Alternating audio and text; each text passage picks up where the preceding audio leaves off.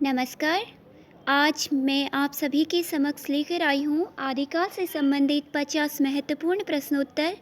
ये प्रश्नोत्तर विभिन्न प्रतियोगी परीक्षाओं के लिए अत्यधिक महत्वपूर्ण हैं।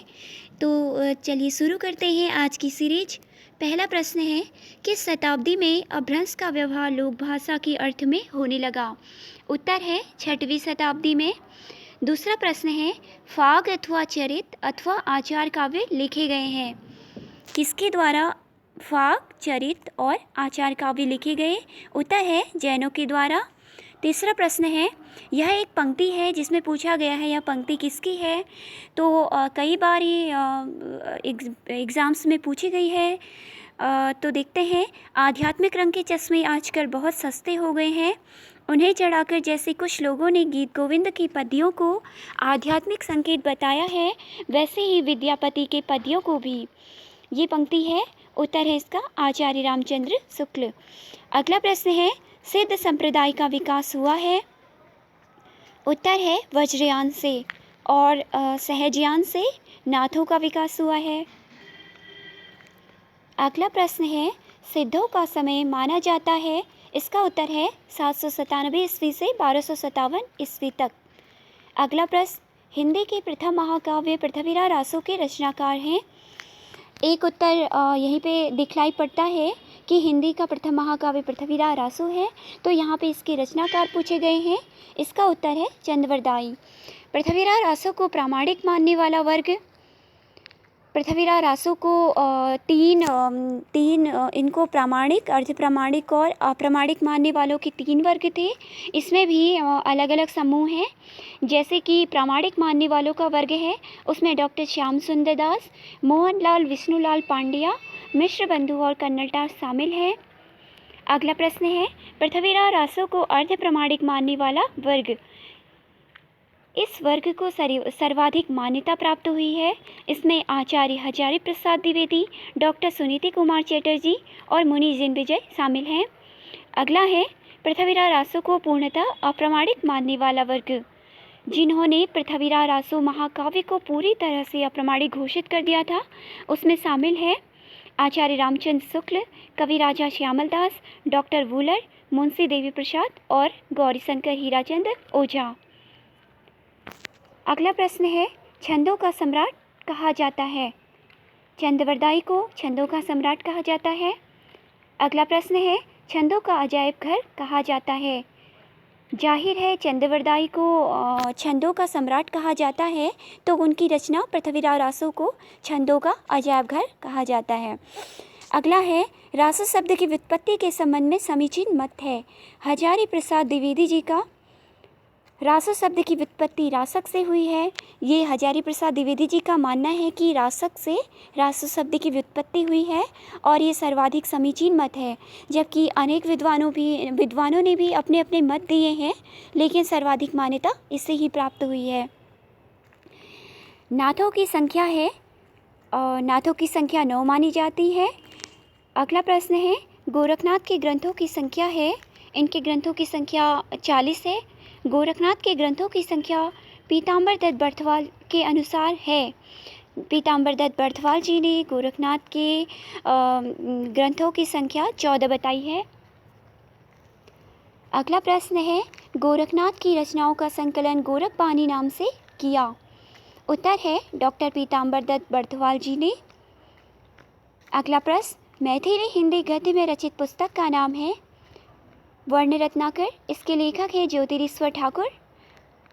अगला प्रश्न है, शीलांकित कृति का नाम है? जो ये शीलांकित कृति है इसे चंपू काव्य भी कहा जाता है। इसका उत्तर है राउरवेल और रचिता है रोडा कवि। रोडा के द्वारा ये कृति रचित है। अगला प्रश्न है, राहुल सांकृत्यायन के अनुसार सरहपा का समय है? 7वीं सदी। अगला प्रश्न, राहुल सांकृत्यायन हिंदी का पहला कवि मानते हैं? उत्तर है सरहपा को हिंदी की पहली कृति मानी जाती है। उत्तर है जैनाचार्य देवसेन कृत श्रावकाचार को। श्रावकाचार की रचना हुई थी? उत्तर 933 ईस्वी में। परमाल रासो या आलखंड परमाल रासों को ही आलखंड के नाम से जाना जाता है, तो उसके रचनाकार पूछे गए हैं। उत्तर है जगनिक। नरपति नालकृत विसल देव रासों का प्रधान रस है, इसका प्रधान रस है श्रृंगार रस है। अगला प्रश्न है चंद्रवरदाई कृत पृथ्वीराज रासों के बृहद रूपांतर में सर्गों की संख्या है 69। आदिकाल में खड़ी बोली का प्रयोग किया। उत्तर है अमीर खुसरो। अमीर खुसरो ने आदिकाल में खड़ी बोली हिंदी का सर्वप्रथम प्रयोग किया था। ब्रज भाषा मिश्रित अपभ्रंश का नाम है। उत्तर है पिंगल। अपभ्रंश व राजस्थानी भाषा के योग से बनी भाषा कहलाती है, इसका उत्तर है डिंगल। विद्यापति पदावली की भाषा है मैथिली। विद्यापति ने अलग मैथिली भाषा में, अवहट भाषा में और संस्कृत भाषा में रचनाएं की हैं, जिसमें से उन्होंने पदावली को मैथिली भाषा में लिखा, जिसको विशेष रूप से ख्याति प्राप्त हुई। अगला प्रश्न है खालिक बारी के रचनाकार का नाम बताइए। खालिक बारी के रचनाकार हैं अमीर खुसरो। आदिकाल में चरित काव्य किस छंद में लिखे गए हैं। उत्तर है दोहा चौपाई में। किस रचना में अजमेर के शासक का वर्णन है। उत्तर है नरपति नालकृत विशलदेव रासों में। जलहड़ किसका पुत्र था। उत्तर है चंद्रवरदाई। पुस्तक जलहड़ हत्ते चली गज्जन रबकाज, ये पंक्ति मानी जाती है, ये पंक्ति चंद्रवरदाई से संबंधित है। 35वां प्रश्न है विद्यापति किस मत के अनुयायी थे। उत्तर है शैव मत। अगला प्रश्न है कण्हपा द्वारा रचित ग्रंथों की संख्या है 74, इसका उत्तर है।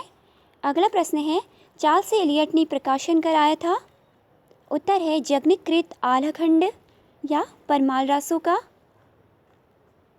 अगला प्रश्न है नल्ल सिंह कृत विजयपाल रासों की भाषा है। विजयपाल रासों की रचना नल्ल सिंह ने की, इसकी भाषा है अपभ्रंश।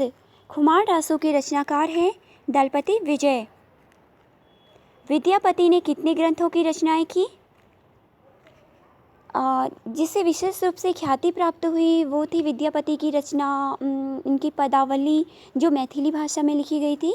इसके अतिरिक्त इन्होंने कीर्तिलता और कीर्ति पताका भी लिखी जो अवध भाषा में लिखी गई थी, और 13 संस्कृत के ग्रंथ लिखे गए, जिनमें प्रमुख हैं भू परिक्रमा, पुरुष परीक्षा, दुर्गा भक्ति तरंगिणी, सैफ सर्वसुसार, लेखनावली, गंगा वाक्यावली आदि।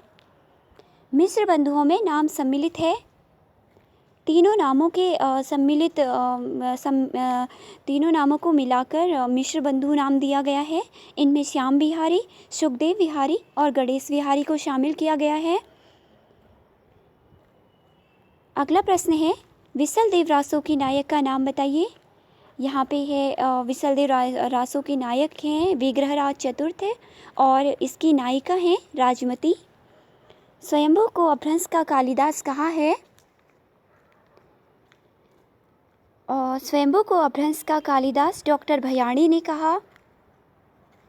अगला प्रश्न है आदिकाल की चंपू काव्य कृति है और जिसे हम शीलांकित कृति भी कहते हैं, वो है राउरवेल और ये रोडा द्वारा रचित है। अगला प्रश्न है 63 सलाका पुरुषों के जीवन का वर्णन हुआ है पुष्पदंत कृत महापुराण में। अगला प्रश्न है अब्दुल रहमान कृत संदेश रासक कैसा काव्य है। उत्तर है खंड काव्य।